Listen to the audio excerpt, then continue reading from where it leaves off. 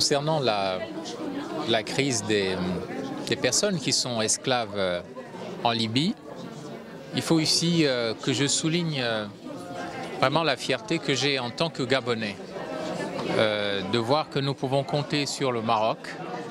Il y a une grande amitié entre le Maroc et le Gabon, et le Maroc nous aide beaucoup.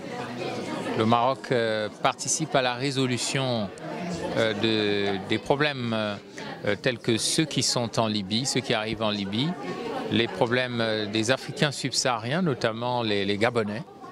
Je dois dire que la chute du colonel Kadhafi et la désintégration de l'État libyen a démontré que le Maghreb ne doit pas être déstabilisé. L'Afrique subsaharienne ne doit pas être déstabilisée.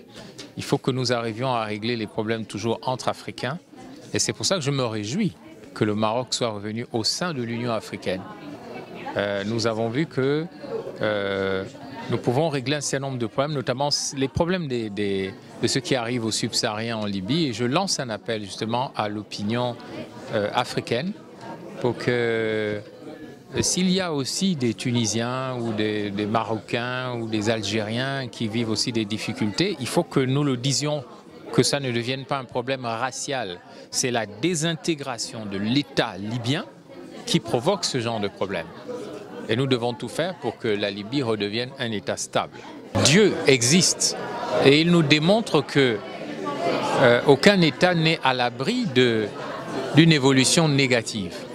C'est parce que l'État libyen a été démantelé qu'aujourd'hui nous nous retrouvons avec des phénomènes d'esclavage. Mais il faut quand même souligner que l'Afrique subsaharienne, l'Afrique noire a ses propres responsabilités. Les dirigeants d'Afrique noire doivent prendre la mesure de leurs responsabilités devant l'histoire. C'est pour ça qu'ici à Bruxelles, j'ai lancé un appel pour un changement et un renouveau de la gouvernance en Afrique subsaharienne. On peut emmener de l'investissement ou de l'argent, mais si on ne change pas les méthodes de gouvernement, si on ne veut pas donner de l'argent aux populations, si on ne veut pas que les gens s'enrichissent, alors ils vont toujours quitter le Mali, le Congo, la Côte d'Ivoire, le Centrafrique pour essayer de gagner l'Europe et ils passeront par le Maghreb. Et il se trouve que la route la plus facile, c'est la Libye.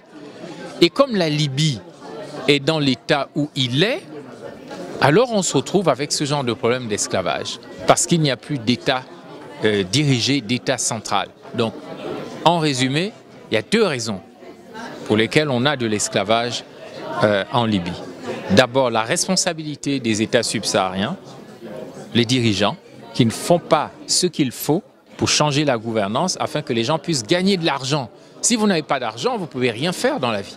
Vous êtes obligé de fuir, de quitter votre pays et d'aller là où il y a de l'argent, comme les abeilles suivent là où il y a du miel ou des fleurs, disons, pour pouvoir faire du miel.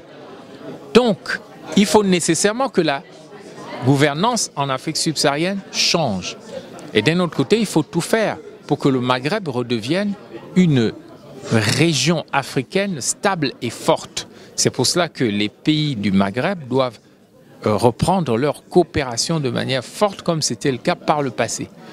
Et moi je compte notamment sur le Maroc pour que ce pays serve d'accélérateur pour que le Maghreb redevienne une réalité politique qui a été un peu abandonnée ces dernières années.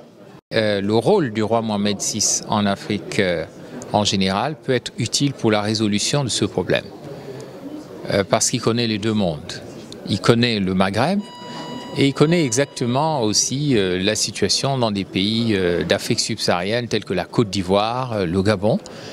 Et donc je crois qu'à travers l'expertise entrepreneuriale aussi du Maroc, qui a une certaine expérience dans le domaine des entreprises telles que les banques et aussi un certain nombre d'activités entrepreneuriales qui peuvent aider à la stabilisation du problème des jeunes en Afrique subsaharienne, je pense que oui, le Maroc a un rôle central dans la résolution de la crise des esclaves en Libye.